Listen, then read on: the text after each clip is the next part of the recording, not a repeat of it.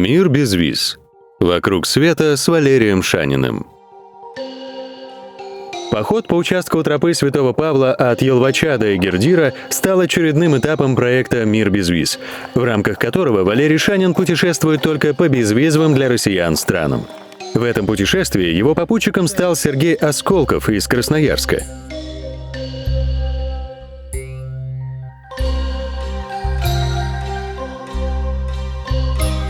В 2008 году англичанка Кейт Клоу разработала 500-километровый туристический маршрут «Тропа Святого Павла». Он проходит по тем местам, которые святой Павел посетил или теоретически мог бы посетить во время своей первой миссионерской поездки в Малую Азию. Тропа Святого Павла проходит по античным дорогам, по проложенным в лесу колеям лесовозов, по полям и лесам, по тропинкам и козьим тропам, пересекает реки и озера. Здесь пока еще мало пансионов и ресторанов, ориентированных на обслуживание пеших туристов. Рассчитывать лучше на себя. Спать в палатке, а еду готовить на костре. Благо, воды много, и дров в избытке. Ходить по тропе можно в любое время года, но самые популярные сезоны – весна и осень. Летом чересчур жарко, зимой холодно.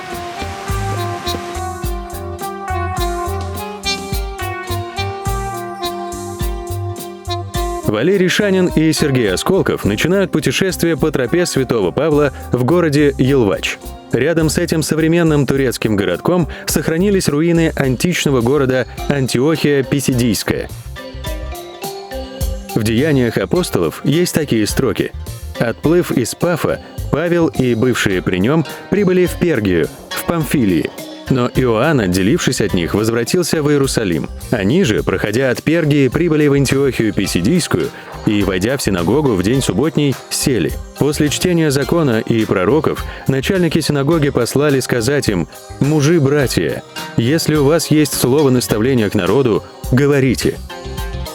После того, как жившие в Антиохии евреи отвергли Евангелие, Павел впервые стал проповедовать язычникам. Это знаменательное событие оказало влияние на всю историю церкви. Христианство из малоизвестной еврейской секты стало превращаться в мировую религию. Во времена святого Павла здесь проходила столбовая дорога из Эфеса в Сирию. Город, входивший в ту пору в состав Римской империи, процветал. Здесь были широкие мощеные мрамором улицы, длинная рыночная площадь, агора, вместительный амфитеатр,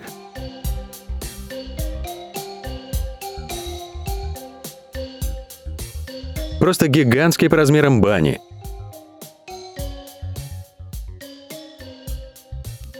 Там две таблички. На одной написано, что это римские бани.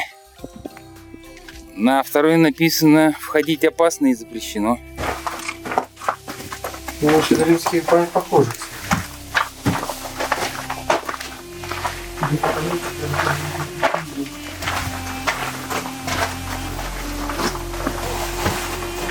Да, смотри, какие понастроили стены.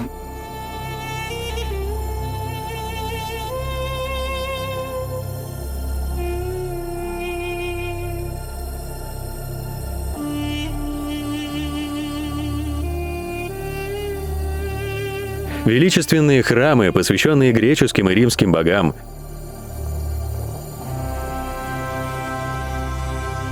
Позднее появились и церкви.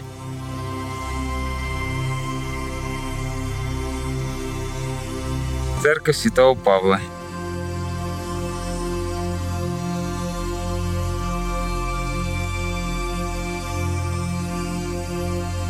Антиохия Писидийская переживала свой расцвет в III веке нашей эры. Город существовал и позднее, во времена Византийской империи, но после ряда набегов арабов был покинут. Раскопки начались в 1880 году и неспешно продолжаются до сих пор. Руины обнесли забором из колючей проволоки и круглосуточно охраняют. Вход платный.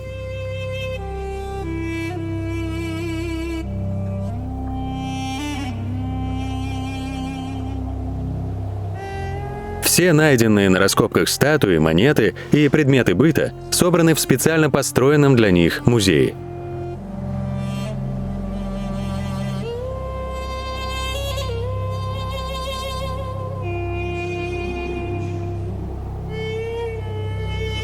Хороший музей, но мы оттуда ничего не вынесли. Нам ничего не дали, никаких монет, ничего. Предлагали статую Афродиты, но на 2 тонны мы внесли бы. Тропа Святого Павла начинается где-то в районе руин. Причем видно, что его загибали вокруг трубы, потом разогнули. Туда тропа, туда, вон туда. Верь мне, туда идем. Внутренний голос подсказывает. Да. Да, левый, правый. Нынешний турецкий городок Йылвач лежит в стороне от проезжих дорог в окружении полей и пастбищ. Интенсивное земледелие, как и во времена Римской империи, здесь возможно только при наличии искусственного орошения. Нужно создавать сложные гидротехнические сооружения. В наследство от римлян остались отдельные фрагменты очень длинного акведука, а современные турки строят по соседству с ним водохранилище. Указатель есть, пусть и сильно поврежденный. Но красно-белых меток на камнях нет. До деревни Сюджулю, которая, судя по карте в GPS-приемнике, точно находится на тропе, придется идти по азимуту. Напрямик через поля и лесопарки. Вот здесь и будем прокладывать, да. Между 2 сосенок.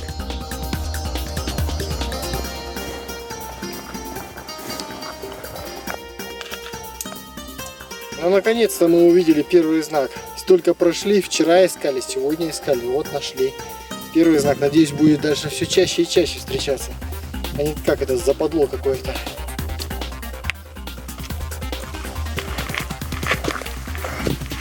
В деревне Сюджулю туристов видят редко. Сюда попадают только пешеходы, идущие по тропе Святого Павла. Достопримечательностей в деревне нет. Зато есть аж 3 чайных. Они находятся не рядом с мечетью, как обычно, а поближе к берегам протекающей через центр деревни речки. Местные жители продолжают вести традиционный образ жизни. Здесь основной вид транспорта отнюдь не автомобиль, а трактор.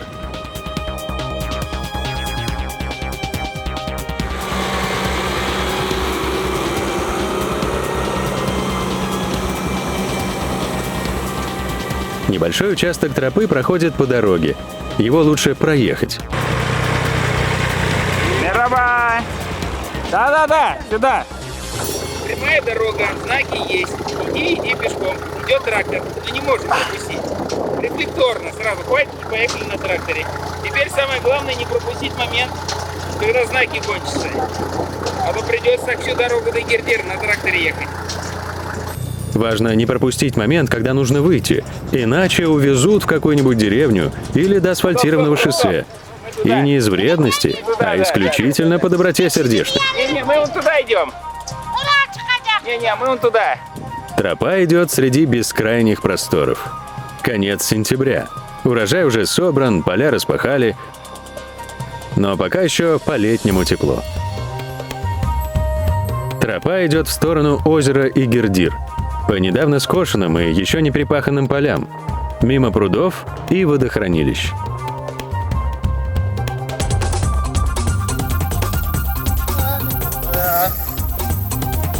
Как хорошо на свете жить. Горочки вниз. Блин, так хорошо. Это что там? Куда знать? Бюллетень.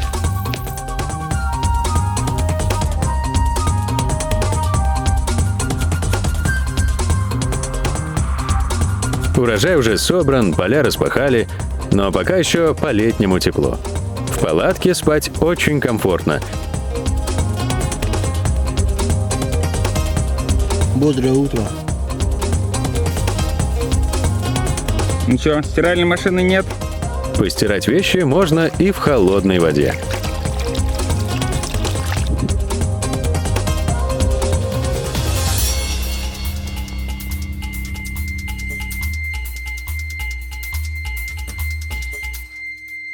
Деревня Люплер выглядит, как будто ее законсервировали как исторический памятник.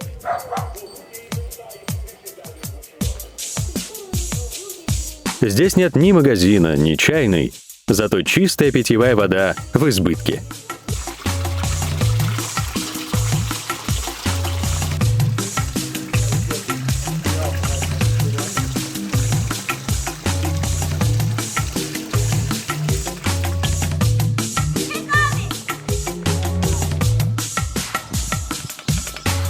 Тропы как таковой нет. Идти нужно по меткам, прямиком по полям. Шавки указывают. Начинается плавный, но очень длинный подъем.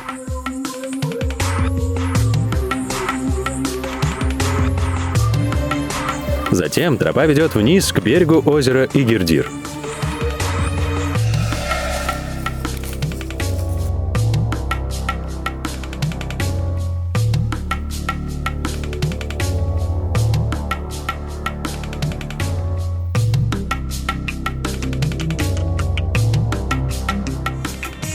По местным меркам деревня Тиртар сравнительно большая.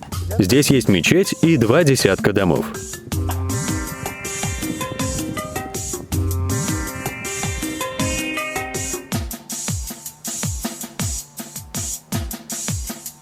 До следующей деревни всего 5 километров. Вроде и дорога есть, но совершенно пустая.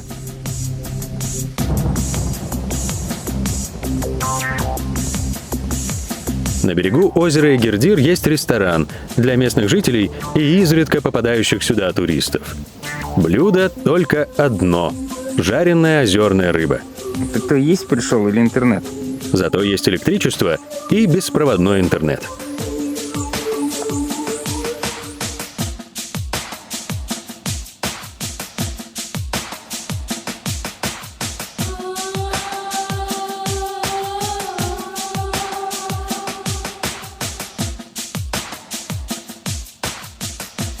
Тропа выходит к северо-восточному берегу озера Игирдир и идет строго на юг, к переправе.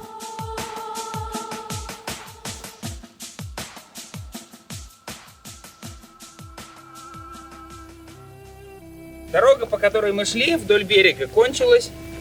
Здесь мыс каменистый, поэтому только по тропе можно пролезть. Всякой дороги. Вдоль берега тянутся причудливые скалы с многочисленными пещерами.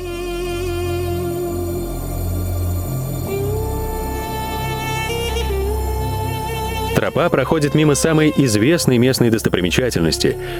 Гигантская каменная арка, удивительно похожая на старый мост, возникла естественным путем, в результате совместного действия воды и ветра. На восточном берегу озера Игирдир нет населенных пунктов. Очень уж мало тут места между скалами и кромкой воды. Не разгуляешься. Негде огороды разводить и дома строить.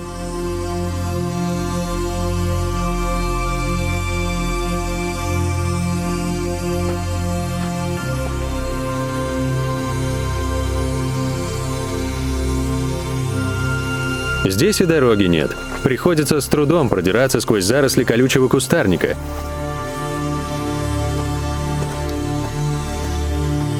Родников тоже нет. Пить можно озерную воду.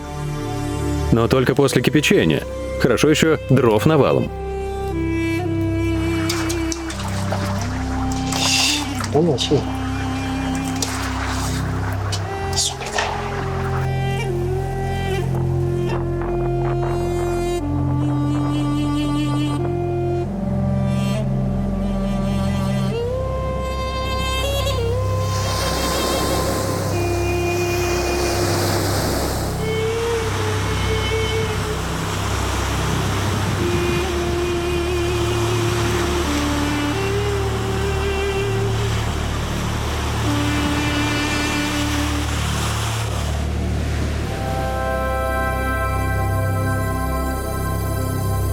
Едва тропа выходит на более-менее ровное место, как сразу же встречается небольшой рыбацкий поселок.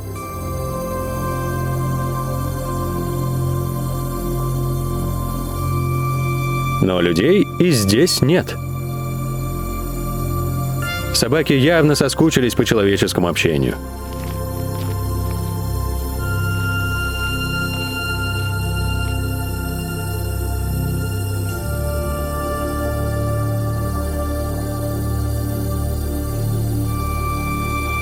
Тропа Святого Павла пересекает озеро Игирдир в самом узком месте. Между берегами здесь не больше 2 километров, но вброд не пройдешь. Выручают рыбаки. Они на своих лодках переправляют всех желающих с одного берега озера на другой. Берег пологий, пристани нет. До лодки придется добираться вброд. У рыбаков на этот случай есть болотные сапоги. Пешком, по воде. По воде, аки посуху. Ой, грязь какая!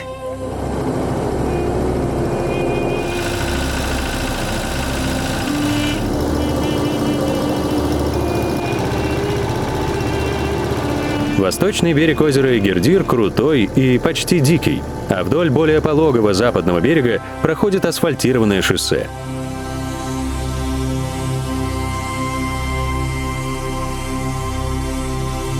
Здесь и деревни идут одна за другой. Замечательно после обеда ходить. Может, еще яблочко надо снять?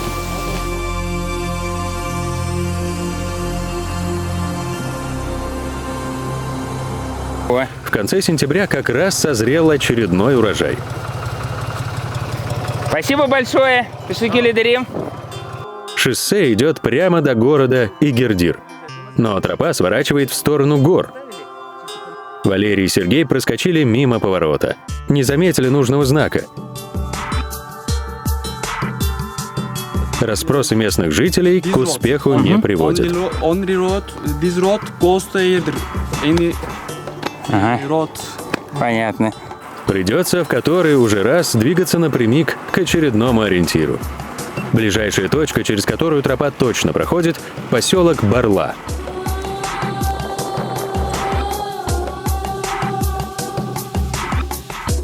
До 1923 года большинство населения этого поселка составляли греки.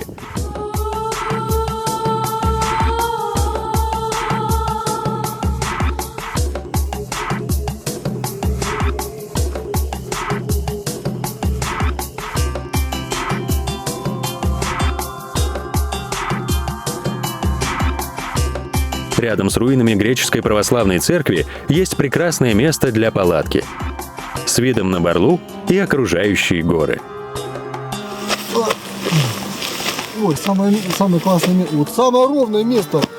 Вообще просто. Ой. Здесь вот один камушек. А, это не камушек, все нормально. Это застежка.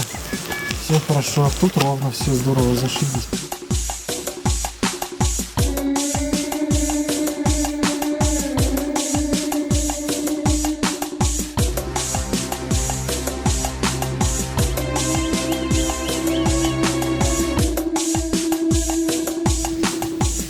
Вкусно. На самом деле? Рекомендую, путешествуйте с Шаниным, будете кушать сладости с куста. Не просто так взяли да ушли. Мусор собрали.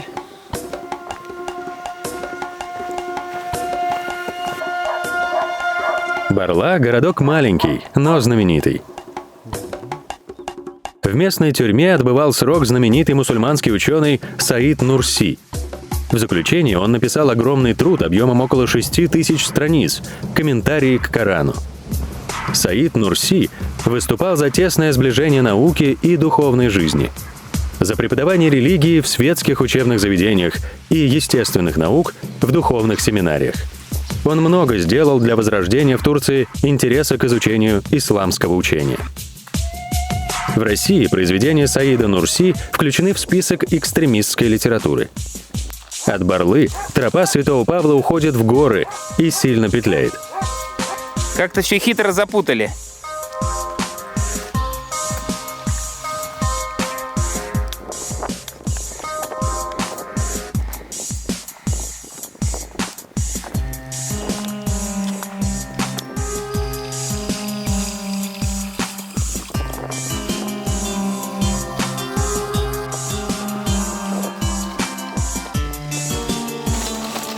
Ну смотри, у нас ровно 3 спички. Если мы не зажгем с 3 спичек, придется вспомнить древний метод палочки тереть.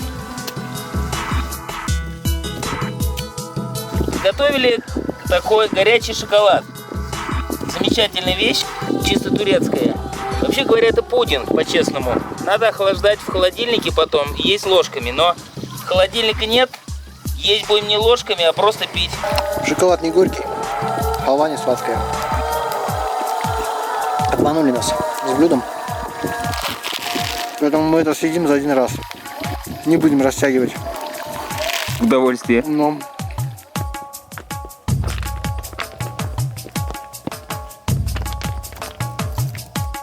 Знак.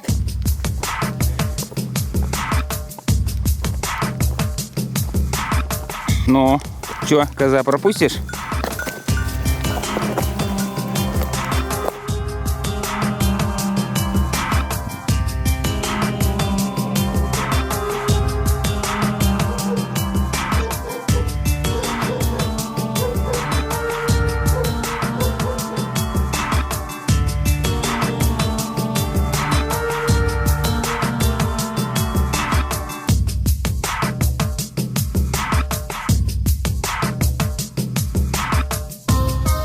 какой трусливый прям. Ну да, конечно, трусливый трус. Трус.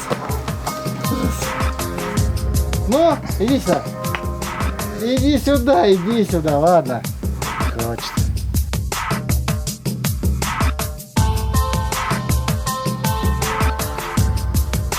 Ну как, замерз ночью?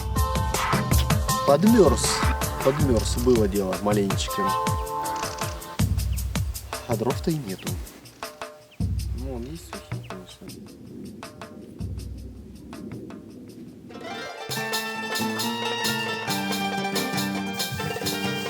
Да, тропа, но иногда с элементами скалолазания получается.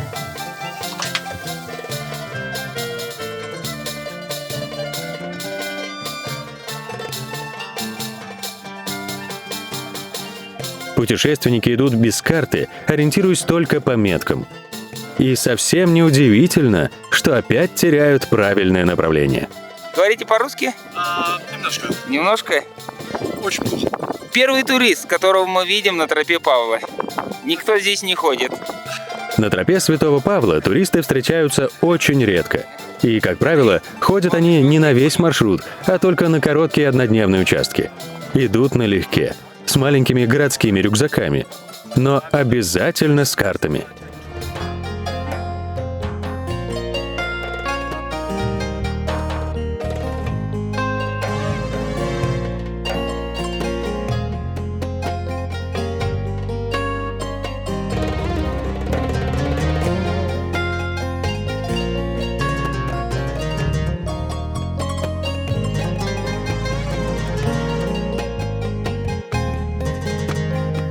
Здесь тропа Павла делает кольцо. На него и попали. Возвращаться назад не стали, пошли напрямик, по азимуту.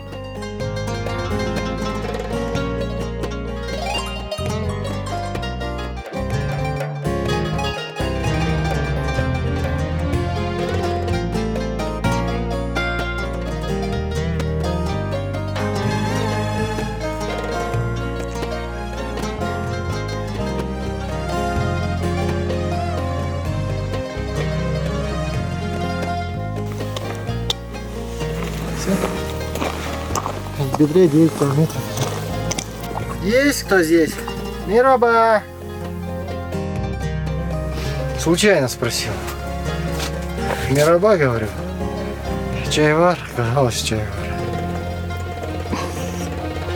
Вот так вот бывает. Спасибо. Счастливо.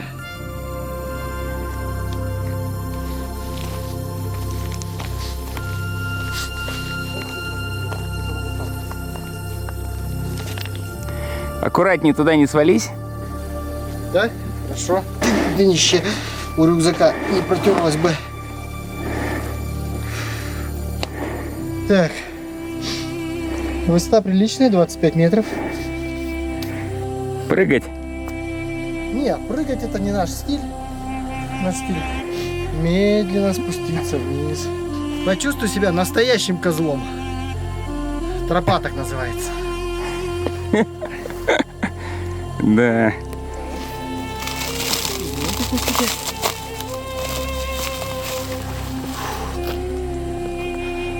Ноги причесали мне.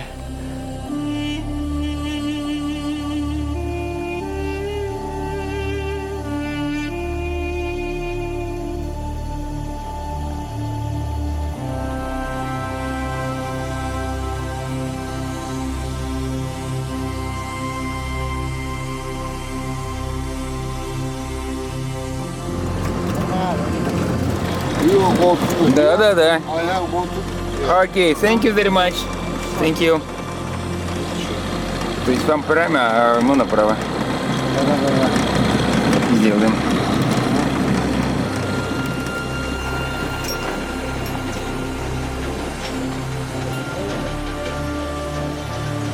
Хорошо. Проехали с мужиком. Не в назначенную точку, но все равно хорошо. Ну куда-то же приехали. Да?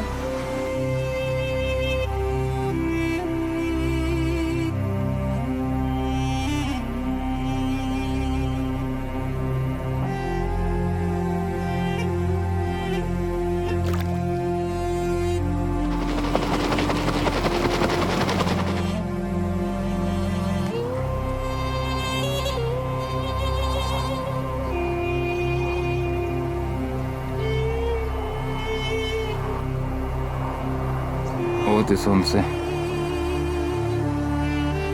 Мы решили сделать только несколько яблочек, таких самых смотрящих на нас. Они все, правда, на нас смотрят.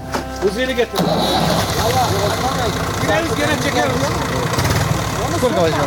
6? Да хватит 4.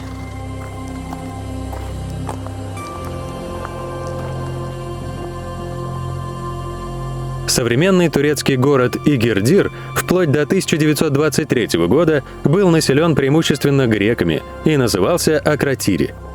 Нынешнее название происходит от турецкого слова «игиридир», что означает «кривой».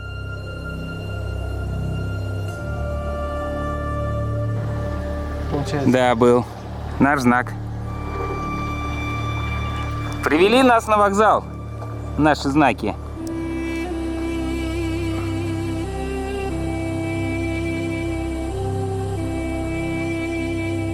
В Игирдире завершился очередной поход по тропе Святого Павла, а проект «Мир без виз» продолжается. Впереди новые путешествия по безвизовым для россиян странам.